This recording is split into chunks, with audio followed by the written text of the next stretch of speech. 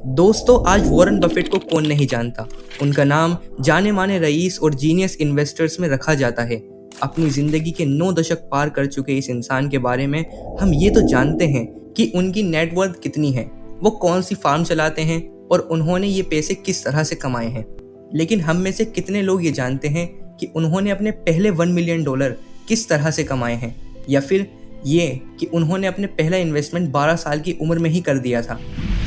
एक ऐसा इंसान जिसके पास कुछ भी नहीं था और फिर वो ज़ीरो से शुरू करता है और देखते ही देखते वो खुद को दुनिया के सबसे अमीर लोगों में शामिल कर लेता है। लेकिन ये सब अचानक से तो नहीं हुआ होगा। अगर आप उनकी सक्सेसफुल लाइफ के बारे में जानना चाहते हैं तो वीडियो में हमारे साथ लास्ट तक बने रहिए। तो दोस्तों, स्वागत है आपका हमारे चैनल बुक ऑफ सक्सेस पर। आज की वीडियो में हम वॉरेन बफेट से जुड़े कुछ खास सीक्रेट्स की बात करने वाले हैं जिसने उनको दुनिया के रिचेस्ट लोगों में शामिल कर दिया। हम आपको उनकी लाइफ से जुड़े उन कदमों और माइलस्टोन्स की जानकारी देंगे जिसने उनको एक छोटी सी उम्र में ही सफलता के शिखर पर पहुंचा दिया। वॉरेन बफेट ने अपने लिए 35 की उम्र तय कर रखी थी। इस उम्र तक आते आते अगर मैं अमीर नहीं हुआ तो मैं किसी बिल्डिंग से कूद जाऊंगा। लेकिन इस उम्र तक आने से पहले ही वो $1 मिलियन कमा चुके थे और उनकी लाइफ में ऐसे हालात कभी नहीं आए जो उनको किसी बिल्डिंग से कूदना पड़े। लेकिन 1 मिलियन तक पहुंचने की कहानी बड़ी ही मज़ेदार है। वॉरेन बफेट का जन्म 30 अगस्त 1930 को एक आम मिडिल क्लास परिवार में हुआ था और कुछ साल के होने पर उनको अपने खर्चे निकालने के लिए खुद ही काम करना पड़ता था। जब वो 6 साल के थे तो अपने दादा के कैंडी स्टोर से च्युइंगम लाकर बेचा करते थे। एक पैकेट बेचने पर उनको 2 सेंट का मुनाफा होता था। खैर, हम सब जानते हैं उन्होंने इतनी दौलत च्युइंगम बेचकर तो नहीं कमाई। ऐसा करते तो उनकी पूरी उम्र च्युइंगम बेचने में ही निकल जाती। हाँ, आगे चल के न्यूज़पेपर बेचना उनके बहुत काम आया, ये हम आगे जानेंगे। वॉरेन बफेट की एक आदत बहुत अच्छी थी। उनको हर तरफ से नॉलेज इकट्ठा करने का बहुत शौक था। दरअसल एक अच्छे इन्वेस्टर की खासियत यही होती है, वो हर जगह से और पूरी नॉलेज इकट्ठा करता है और सारी जानकारी करने के बाद ही इन्वेस्ट करने की सोचता है। शायद वॉरेन बफेट के अंदर शुरू से ही एक अच्छे और समझदार इन्वेस्टर के गुण मौजूद थे। वो अक्सर लाइब्रेरी भी जाते और वहाँ घंटों बिताते। जो भी किताब उनके हाथ लग जाती उसको पढ़ते रहते। ऐसे ही एक दिन उनके हाथ बड़ी दिलचस्प किताब लगी जिसका नाम था 1000 Ways to Make $1000।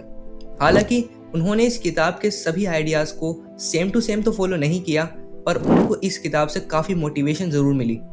हर तरह की इन्फॉर्मेशन जुटाने और ज़्यादा किताब पढ़ने का एक फ़ायदा ये भी हुआ कि वॉरेन बफेट ने कंपाउंडिंग और उसके फ़ायदों को कम उम्र में ही बहुत अच्छी तरह से समझ लिया था। वही कंपाउंडिंग जिसे दुनिया का 8वां अजूबा कहा जाता है। अब हम जानते हैं वॉरेन बफेट ने स्टॉक मार्केट में अपनी एंट्री कैसे की। दरअसल 1942 यानी 12 साल की उम्र तक छोटे मोटे काम करके वॉरेन बफेट ने $120 जमा कर लिए थे। अब वॉरेन बफेट ने मार्केट में अपना पहला इन्वेस्टमेंट किया। इस कंपनी का नाम था सिटी सर्विसेज और वॉरेन बफेट के पास जितने भी डॉलर्स जमा थे उन्होंने उसके शेयर्स खरीद लिए। मज़ेदार बात यह है, उन्होंने अपनी बहन को भी कन्विंस करके इस कंपनी के शेयर दिला दिए। लेकिन खरीदने के कुछ ही दिनों बाद इनमें ज़बरदस्त गिरावट आ गई। वॉरेन बफेट अपने नुकसान से तो परेशान थे ही, ऊपर से उनकी बहन भी उनको बातें सुनाती थी। कुछ समय बाद शेयर्स में तेज़ी आने लगी और अब वॉरेन ने देखा अगर अब इन शेयर्स को बेच दे तो उनको $5 का मुनाफा होगा। उन्होंने जल्दबाजी करते हुए सारे शेयर्स बेच दिए। लेकिन कुछ ही दिनों बाद कंपनी के शेयर्स इतनी तेज़ी से बढ़ने लगे, अगर वॉरेन कुछ समय बाद ये शेयर्स बेचते तो उनको $200 का मुनाफा होता।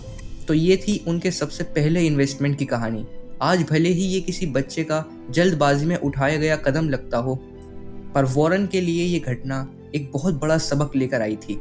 उन्होंने बहुत जल्दी ये बात सीख ली थी कि ना तो जल्दबाजी करके शेयर खरीदने चाहिए और ना ही थोड़ा सा फ़ायदा देखते हुए तुरंत ही हड़बड़ी में शेयर बेच देने चाहिए। अब वॉरेन का परिवार वॉशिंगटन आकर रहने लगा था, लेकिन वॉरेन को वहाँ रहना पसंद नहीं था और वो अपने दादा के पास वापस गांव चले जाया करते थे और उनके ग्रोसरी स्टोर में काम किया करते थे।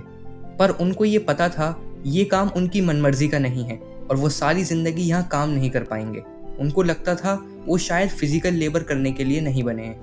वो वापस अपने परिवार के पास वॉशिंगटन आ गए और न्यूज़पेपर बेचने का काम करने लगे।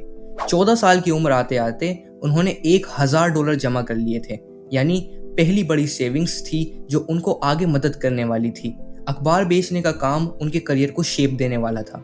अगले एक साल यानी 1945 में उन्होंने और पैसे जमा करके एक फार्म खरीद लिया और यहाँ कुछ लोगों को काम पर भी लगा लिया, क्योंकि वॉरेन बफेट खुद फिजिकल लेबर तो कभी नहीं करना चाहते थे। और फिर कुछ साल बाद दुगनी कीमत पर फार्म बेच दिया। इसके साथ स्कूल की पढ़ाई भी जारी रही, लेकिन इन्वेस्टमेंट के काम करने की वॉरेन बफेट के अंदर इतनी गहरी चाहत थी कि जब वो 1947 में अपने स्कूल से पास होकर निकले तो उन्होंने अपनी स्कूल की बुक में अपने फोटो के नीचे फ्यूचर इन्वेस्टर लिख दिया था।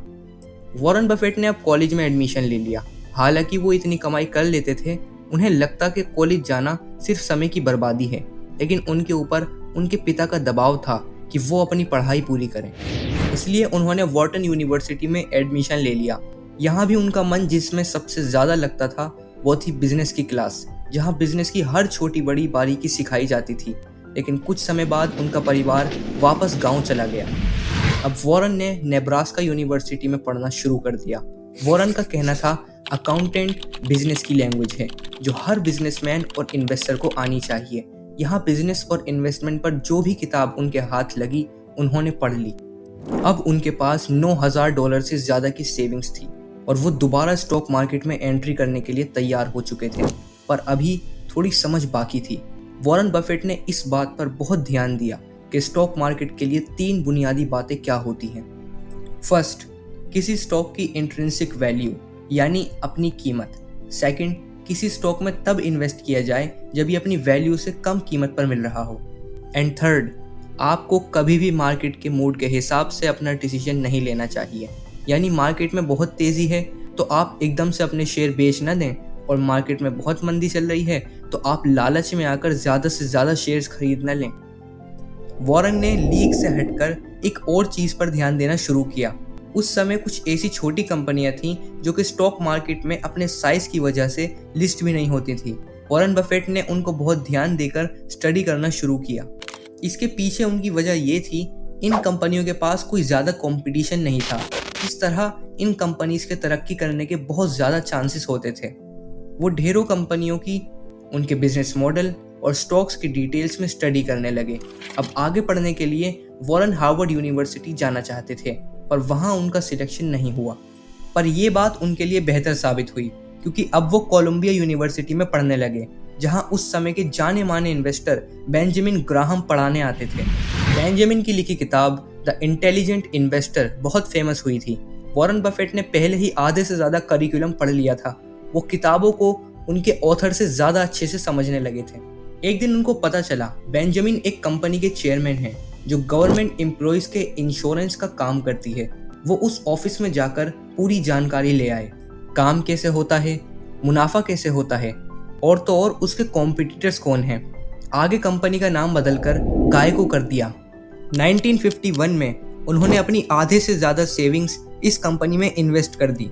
अब आगे ये बहुत बड़ी सफलता साबित होने वाली थी, क्योंकि इस इन्वेस्टमेंट ने वॉरेन को आगे चलकर उनकी इन्वेस्ट की गई रकम से भी काफ़ी ज़्यादा बड़ा मुनाफा दिया। 1952 में वॉरेन की शादी हुई और वो ब्रोकर के तौर पर काम करने लगे, पर यहाँ ना तो उनका मन लगा और ना ही उनको वैल्यू दी गई। वो अपनी कम्युनिकेशन स्किल सुधारने के लिए पढ़ाने लगे, क्योंकि उनको ये समझ आ रहा था कि अगर आप चाहते हैं कि लोग आपकी बात सुने तो आपको अच्छी तरह बोलना आना चाहिए। उन्होंने इन्वेस्टिंग फॉर वुमेन नाम का कोर्स भी सीखना शुरू किया। हालांकि वो कोलंबिया से 1951 में पढ़ाई पूरी करने के बाद ही बेंजामिन ग्राहम के साथ काम करना चाहते थे, पर ग्राहम ने इसके लिए मना कर दिया। पर आगे चलकर वॉरेन को बुला लिया गया। ये तो सपना साकार होने वाली बात थी। वॉरेन बफेट यहाँ सबके चहीते बन गए। बेंजामिन ग्राहम उनके काम से इतने खुश थे कि जब उन्होंने रिटायर होने की सोची, वॉरेन को अपना काम सौंपने की बात की, लेकिन वॉरेन बफेट ने मना कर दिया। उन्होंने कहा वो अपना रास्ता खुद बनाएंगे। 26 साल की उम्र आते आते वॉरेन के पास $1,75,000 जमा हो चुके थे। 1956 में उन्होंने बफेट एसोसिएट्स लिमिटेड नाम की पार्टनरशिप फार्म शुरू की। इसमें उनके ही परिवार और दोस्त शामिल थे, पर कंपनी के नियम बहुत मज़ेदार थे। आप साल में एक बार पैसा निकाल सकते हैं, आपको ये नहीं पता चलेगा पैसा कहाँ लगाया जा रहा है। फिर भी बफेट की ये फार्म अपने जैसे बाकी फार्म से 16% बेहतर मुनाफा दे रही थी। अगले 5 सालों में उनका काम बहुत फैल गया। यहाँ उनकी स्ट्रेटेजी काम आई, जिसे सिगार बट कहा जाता है। इसमें उन कंपनियों में इन्वेस्ट किया जाता है जिनकी मार्केट कैप बहुत कम थी, लेकिन ये यूजलेस नहीं थी। कुछ समय बाद उनकी कीमत बढ़ जाया करती थी। वॉरेन ऐसी कंपनी में इन्वेस्ट करते और कीमत बढ़ने पर बेच दिया करते। इनमें सैनबॉर्न मैप और डेम्स्टर मिल के नाम खास तौर पर लिए जा सकते हैं। आगे उनको चार्ली मुंगेर का साथ मिला और दोनों ने मिलकर इतिहास रच दिया। 1961 आते आते उनके पास लगभग 10 पार्टनरशिप कंपनियां हो चुकी थी। इनको मिलाकर एक कर दिया गया और नाम दिया बफेट पार्टनरशिप लिमिटेड। अब वो एक मिलियनियर बन चुके थे। 35 साल की उम्र में अमीर बनने का टारगेट जो वॉरेन ने रखा था, उससे काफ़ी ज़्यादा अधिक वो 31 साल की उम्र में ही कमा चुके थे। इन दोनों की पार्टनरशिप आधी सेंचुरी से ज़्यादा पुरानी हो चुकी है। आज हर नया इन्वेस्टर इनसे इंस्पिरेशन लेता है, पर हम इनकी कहानी से जो बात सबसे ज़्यादा सीख सकते हैं वो ये है कि हमेशा सोच समझकर और ठंडे दिमाग से कदम आगे बढ़ाना चाहिए। ऐसा नहीं है इनके फैसले कभी गलत साबित नहीं हुए या कभी लॉस नहीं हुआ, पर इन्होंने अपनी गलतियों से निराश होने की जगह उन गलतियों को इम्प्रूव करने का मौका समझा। और एक ऐसी ही इंटरेस्टिंग और नॉलेजेबल वीडियो आपको वीडियो के एंड स्क्रीन में मिल जाएगी, उसको भी ज़रूर देखना। उसमें हमने बताया है कि एक अमीर और गरीब की सोच में क्या फ़र्क होता है। तो मिलते हैं नेक्स्ट वीडियो में। Thanks for watching.